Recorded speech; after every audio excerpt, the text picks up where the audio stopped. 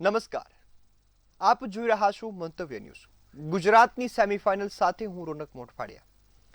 ગુજરાતના મતદારો અત્યારે એવું વિચારી રહ્યા છે કે હું તમને કેમ મત આપું, અને એમનો પ્રશ્ન પણ આ સ્વાભાવિક છે. અત્યારે તમામ રાજકીય પક્ષના તમામ ઉમેદવારો, રાજકીય પક્ષના નેતાઓ, પક્ષ વિપક્ષ સહિતના જે અપક્ષના ઉમેદવારો છે તે પણ મેદાને ઉતરી ગયા છે. ઘરે ઘરે જઈ ડોર ટુ ડોર પ્રચાર પણ કરી રહ્યા છે ને કહી રહ્યા છે કે મત તો અમને જ આપજો. જનતા બીજી તરફ પોતાના મુદ્દાઓને લઈ આ સવાલ પૂછી રહી છે કે અમે તમને કેમ મત આપીએ. જો સત્તા પક્ષ મત માંગે છે તો છેલ્લા 5 વર્ષમાં શું કામ કર્યું, આ મહત્વનો મુદ્દો છે ને આ જોવાનો મુદ્દો છે. જો એમને માત્ર સત્તામાં જ રસ હોય તો પછી મત ન આપવો જોઈએ. વિરોધ પક્ષનો ઉમેદવાર જો દાવા કરે છે કે અમે સુખ ચેનની જિંદગી આપીશું, તો એમનું પણ એટલું ધ્યાન રાખવું કે પહેલા પ્રાથમિક સુવિધાઓ પર ફોકસ કરવું જોઈએ.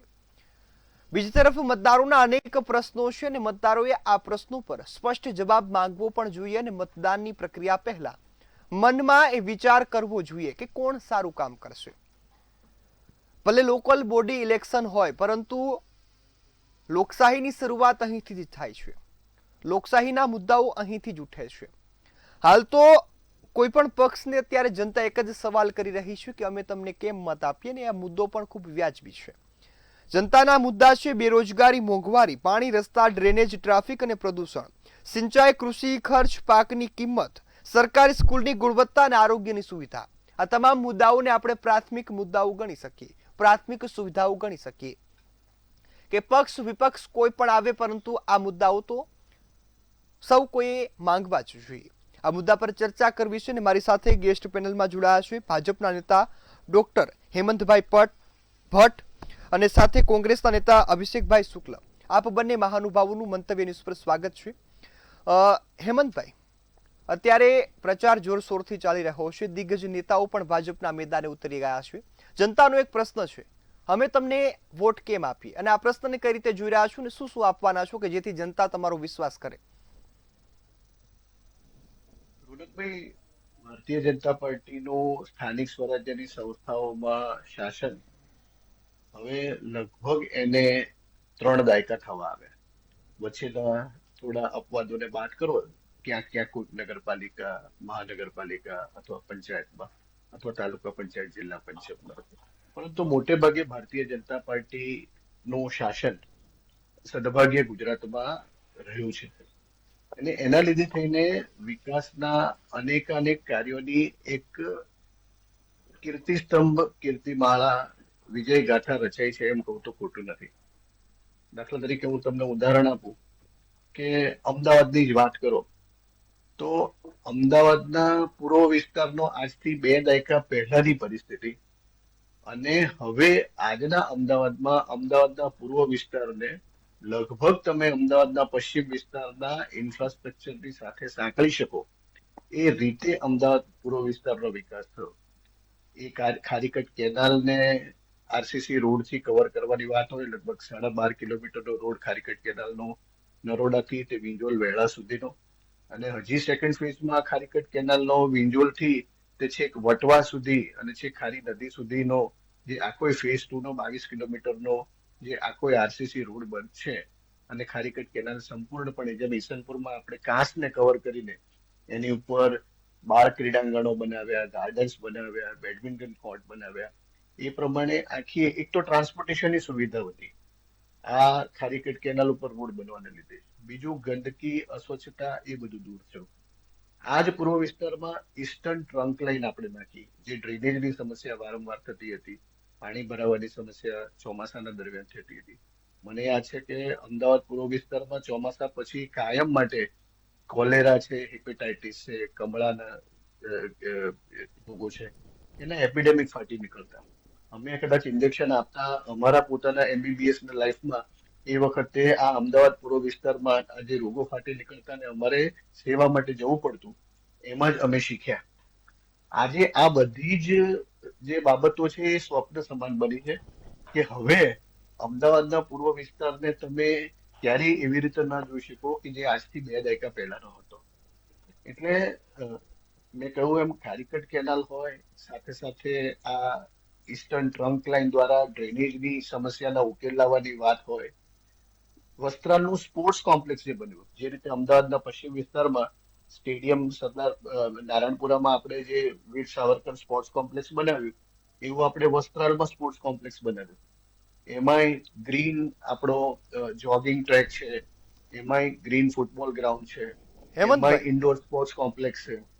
એમાં પણ આપણે સ્નાનાગારની વ્યવસ્થા કરી, લાઇબ્રેરીની અદ્યતન લાઇબ્રેરીની વ્યવસ્થા કરી. હેમંતભાઈ એટલે મને આ એવું વાત થાય છે થઈ કે ભારતીય અમદાવાદની. જનતા પાર્ટી હેમંતભાઈ વાત તો સાંભળો.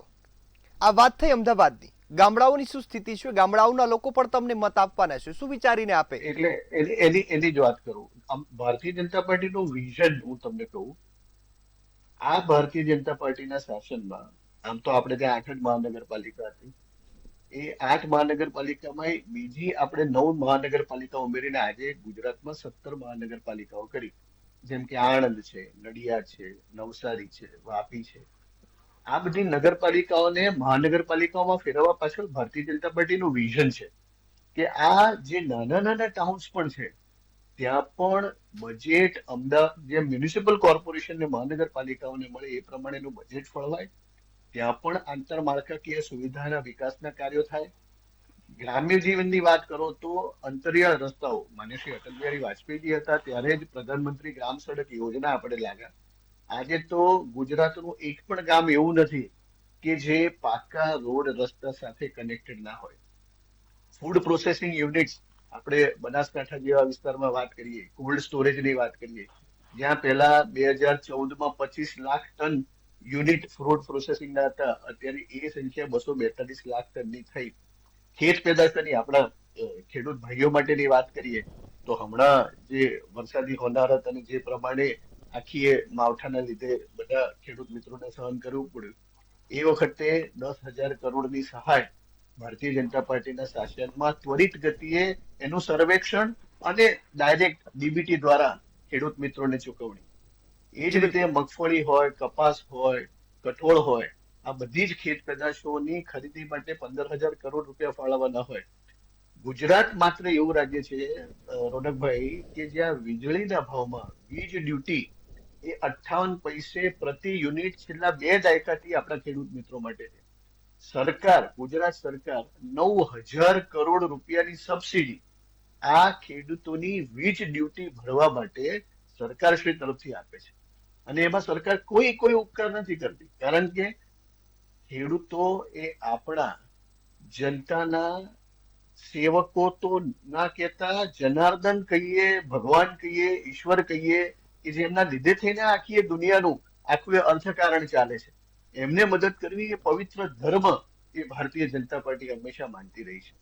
એટલે ખેડૂત મિત્રોને સહાયની વાત હોય, તમને ખબર છે તે રીતે સૌરાષ્ટ્રમાં આખી એ સૌની યોજનાને લીધે થઈને આપણે સૌરાષ્ટ્રના 115 ડેમ અને લગભગ 1000 કરતા વધુ તળાવોને આપણે ભરી શક્યા છીએ.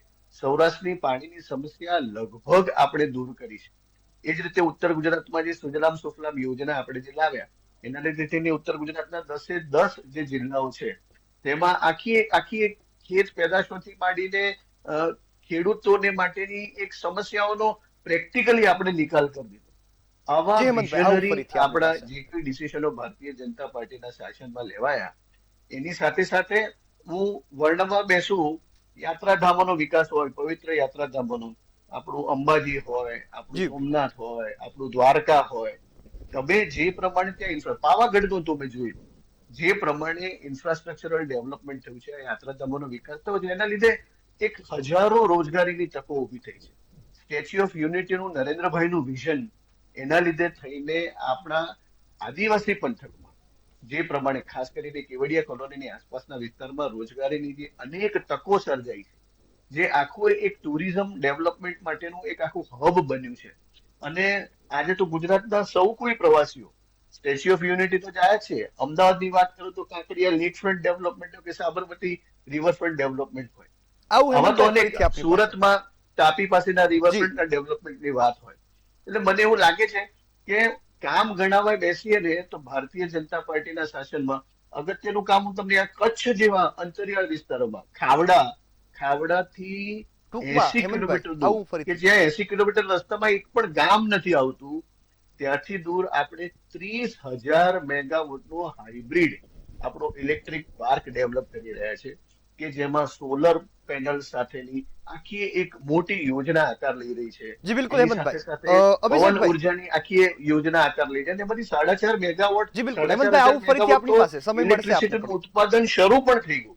જી બિલકુલ. એટલે કેટલા મોટા સેમિકન્ડક્ટર પોલિસીની વાત કરો. જી હેમંતભાઈ, હું ફરીથી આપણી પાસે આવું. અભિષેકભાઈ, 1,62,000 કરોડની આપને અમે કેમ મત સેમિકન્ડક્ટર આપીએ? પોલિસીના લીધે જનતાનો સવાલ છે. 4 જેટલા મહાકાય ઉદ્યોગો આપણા સાણંદની આસપાસના વિસ્તારોમાં આવવાના. આપણે સેટેલાઇટ હેમંતભાઈ, આપનો ઓડિયો ડાઉન કરાવવો પડશે. હું આપની પાસે ફરીથી આવું. કલોલ છે, એ રીતે ઈશિયાની હીરાસર વિનંતી છે. છે કે હેમંતભાઈનો આપણે ઓડિયો ડાઉન કરવામાં આવે. ફરીથી હું આપની પાસે આવું છું. જી અભિષેકભાઈ. જી અભિષેકભાઈ, અમે તમને કેમ વોટ આપીએ? જનતાનો સવાલ.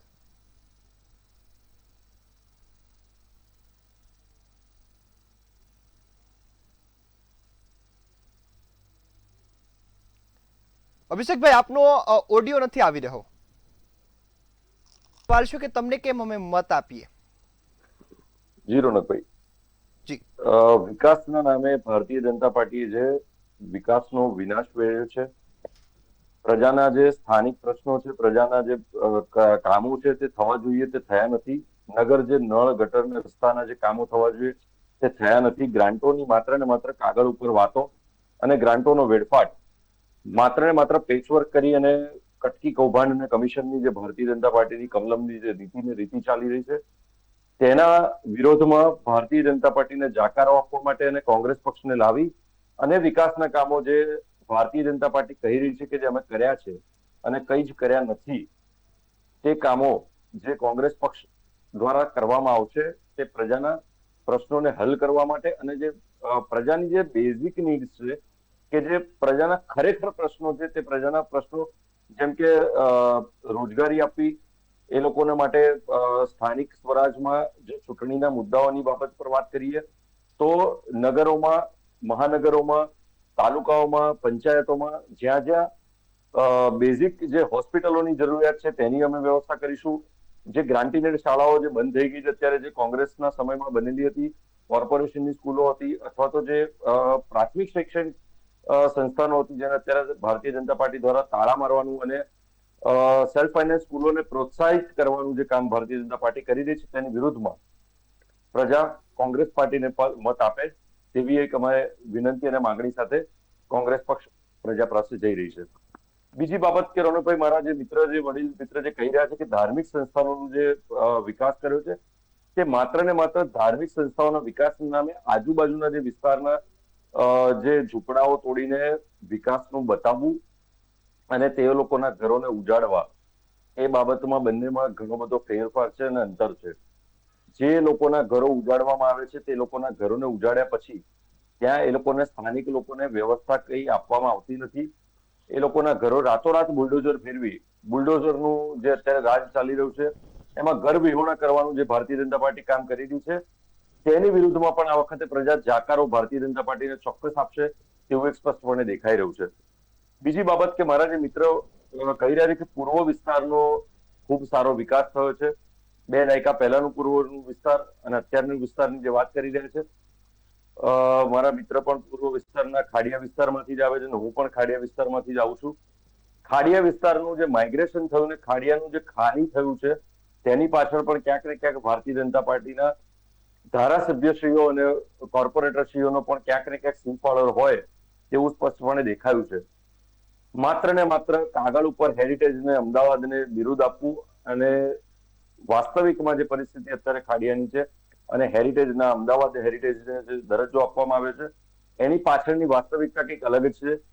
કારણ કે કોમર્શિયલાઇઝેશન જે ખાડિયાની અંદર થઈ રહ્યું છે એમાં પણ ભારતીય જનતા પાર્ટીના ધારાસભ્ય અને કોર્પોરેટરશ્રીઓ ક્યાંક ને ક્યાંક મળેલા હોય અને કોમર્શિયલને પ્રોત્સાહિત કરી અને જે હેરિટેજના મકાનો છે તેના વિનાશ તરફ લઈ જઈ રહ્યા હોય તેવું પણ ક્યાંક દેખાઈ રહ્યું છે. બીજી બાબત કે રસ્તાઓની અત્યારે બિસ્માર હાલત, ક્યાંક સારો રસ્તો બનાવી દેવો. નિકોલમાં પણ જયારે પીએમ આવ્યા હતા ત્યારે એકદમ રાતોરાત ટોપિંગ કરીને સરસ ખૂબ સુંદર રસ્તાઓ બનાવી દેવામાં આવ્યા હતા, પણ પછી 15 દિવસની અંદર જો એ રસ્તાઓની આપણે હાલત જોઈ હોય તો ગંભીર હાલત હતી. રસ્તાઓ તૂટી ગયા હતા. ત્યાંના સ્થાનિકોએ પણ ઘણો બધો વિરોધ કર્યો હતો. બીજી બાબત કે પાણીની બાબત હોય તો ખાડિયામાં પણ ઘણી જગ્યાએ પાણી અત્યારે પણ ડોળું આવે છે અને ખરાબ આવે છે.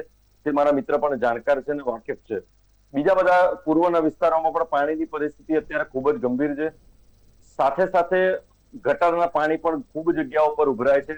અત્યારે હાલની સ્થાનિક સ્વરાજની ચૂંટણીની બાબતમાં સાબરમતી વિસ્તારમાં જ્યાં ભારતીય જનતા પાર્ટીના ઉમેદવારો પ્રચાર કરવા માટે ગયા હતા, ત્યારે ગટરના પાણીમાંથી એમને પ્રચાર કરવા માટે જવું પડ્યું હતું. એ માત્ર ને માત્ર ભારતીય જનતા પાર્ટીનો 30 વર્ષનો જે વિકાસ છે, જે અત્યારે વિનાશ તરફ લઈ જઈ રહ્યો છે, તે સ્પષ્ટપણે દેખાય છે કે વિનાશ થયો નથી, પણ વિકાસ અત્યારે વિનાશ તરફ થયો છે અને ઘરડો થતો જાય છે એવું પણ દેખાઈ રહ્યું છે. જી બિલકુલ. હેમંતભાઈ, હવે આપે જે કામો કર્યા એની વાત કરી, હવે 5 વર્ષમાં ફરીથી તમારા પર જો વિશ્વાસ મૂકવો હોય તો કેમ મૂકી શકાય? કદાચ કે ખામીઓ છે 30 વર્ષમાં, એ ખામીઓ તો 30 વર્ષથી હજુ યથાવત છે. કદાચ કોઈને નવી પાર્ટી જો સત્તામાં આવે તો 1 ટર્મની વાર લાગે, 2 ટર્મની વાર લાગે, પરંતુ 30 વર્ષનો સમય થયો, હજુ સુધી આ કામો થયા નથી, પ્રાથમિક સુવિધાઓ નથી.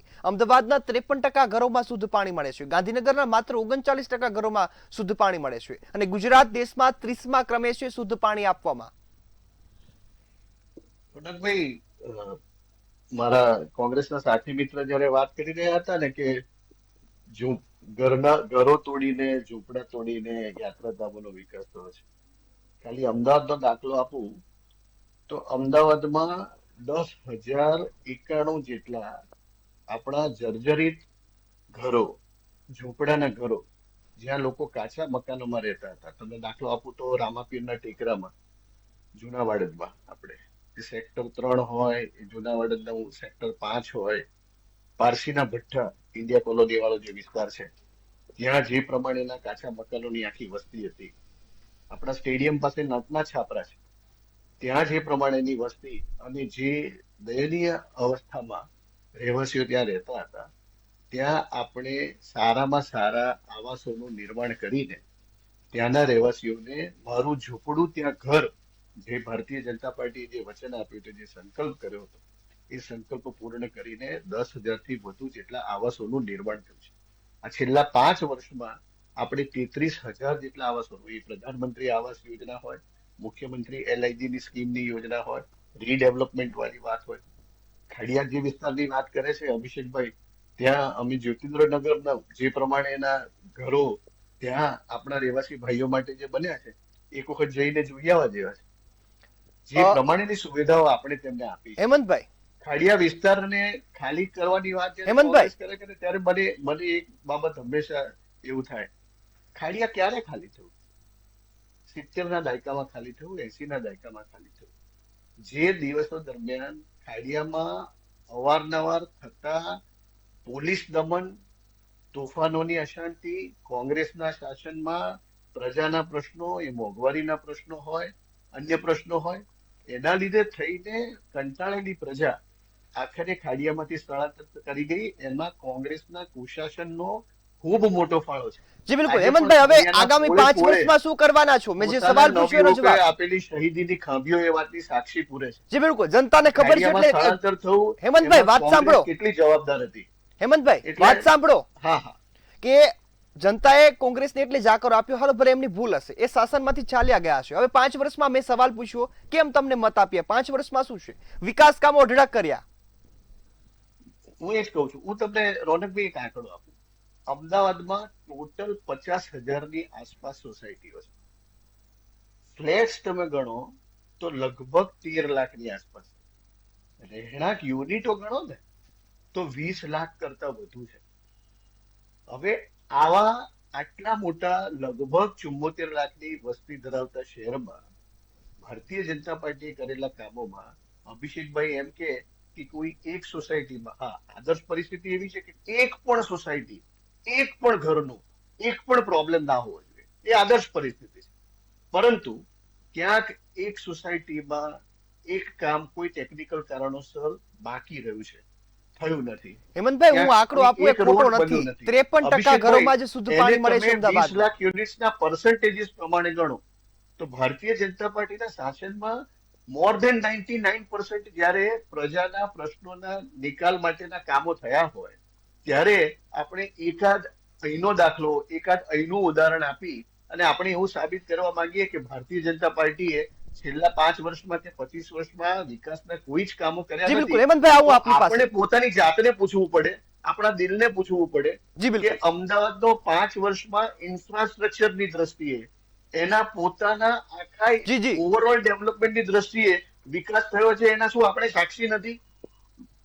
ચાહે જી બિલકુલ BRTS ની હેમંતભાઈ, આવું સુવિધા આપની પાસે. હોય, અટલ ફૂટ ઓવરબ્રિજ હોય, સાબરમતી રિવરફ્રન્ટ નું હવે જે ફેઝ 2 નું કામ ચાલી રહ્યું છે, દફનાળાથી છેક ઇન્દિરા બ્રિજ સુધી ને પછી તો ઇન્દિરા બ્રિજ થી આગળ નર્મદા કેનાલ સુધીનું ચાલવાનું છે, એ આપણા નાગરિકો માટે છે. જે સાબરમતી રિવરફ્રન્ટના ઝૂંપડાઓ જ્યારે હટાવીને આખી જે સાબરમતી રિવરફ્રન્ટ ડેવલપમેન્ટ થતું ત્યારે કોંગ્રેસના જ આગેવાન એમાં PIL કરી અને આખા એ રિવરફ્રન્ટના પ્રોજેક્ટને અટકાવવા માટે કોર્ટનું શરણું લીધું હતું. એ કોંગ્રેસ ના ભૂલી જાય. આજે સાબરમતી રિવરફ્રન્ટને આપણે સૌ પોખીએ છીએ કે સારામાં સારું અમદાવાદનું ડેવલપમેન્ટ છે, એને કોંગ્રેસ કેવી રીતે બચાવશે? આવું વિકાસ આવું હેમંતભાઈ, વિરોધી ફરીથી વાતો આપની પાસે. હંમેશા કોંગ્રેસે કરી છે. ખૂબ સમય લીધો, આવું આપની પાસે જે ફરીથી. પ્રમાણેનો અમદાવાદ પૂર્વનો વિકાસ હતો જી, જી. મને બરાબર યાદ છે. કાલુપુર થી બસ ઉપડે 138 ને 141, એ બાપુનગર બસ સ્ટેન્ડ પર ઉભી રહે, પછી તમારે ત્યાંથી પુરુષોત્તમનગર જવું હોય કે ઠક્કર બાપાનગર જવું હોય તો કાચા ધૂળવાળા રસ્તે જવું પડતું હતું.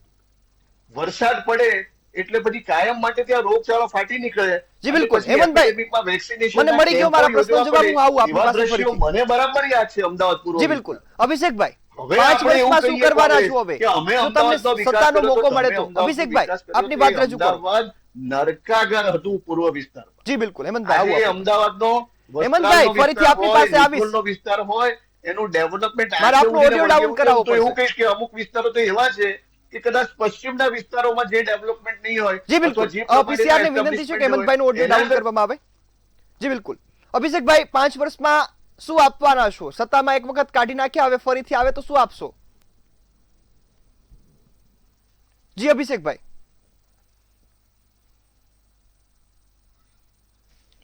અભિષેકભાઈ, આપનો ઓડિયો છે તે મ્યુટ થઈ ગયો છે. જનતા સુધી પહોંચી રહ્યો છે એવી આશા રાખીએ છીએ. પરંતુ અભિષેકભાઈ, આપનો જે વાત છે તે રજૂ કરતા હતા, જણાવજો. હોસ્પિટલો બંધ કરવામાં આવ્યા છે, તે હોસ્પિટલોને ચાલુ કરીશું. LG હોસ્પિટલ જે અત્યારે ખૂબ સારી રીતે ચાલતું હતું, એનું જે જૂનું મકાન છે તેને તોડી પાડવાનું પણ અત્યારે આ લોકો ભારતીય જનતા પાર્ટીના લોકો કરી રહ્યા છે. જે જૂની VS હતી તેનું પણ ક્યાંક ને ક્યાંક તોડીને નવીનીકરણ કરી અને પ્રાઇવેટાઇઝેશન કરવાનું કામ પણ જે ભારતીય જનતા પાર્ટી કર્યું છે તેની વિરુદ્ધમાં અમે સરકારી હોસ્પિટલોનું આરોગ્ય કેન્દ્ર ઉભા કરીશું. બીજી વસ્તુ કે ભારતીય જનતા પાર્ટીનું વિઝન માત્ર ને માત્ર કોન્ટ્રાક્ટ સિસ્ટમ ઉપર ચાલી રહ્યું તે ક્યાંક ને ક્યાંક દેખાઈ રહ્યું છે. અને મારા જેમ મિત્ર કહેતા હતા કે ખાડિયાની અંદર જે વ્યાપારીકરણ વધ્યું, તો મારે એનો જવાબ એ પણ આપવો છે કે વ્યાપારીકરણ જ્યારથી 2000ની સાલથી ભારતીય જનતા પાર્ટી છેલ્લા 30 વર્ષથી ભારતીય જનતા પાર્ટીનું શાસન ગુજરાતમાં આપણે જોઈ રહ્યા છે અને ખાડિયામાં તો ભારતીય જનતા પાર્ટીનું જ ચાલી રહ્યું છે રાજ.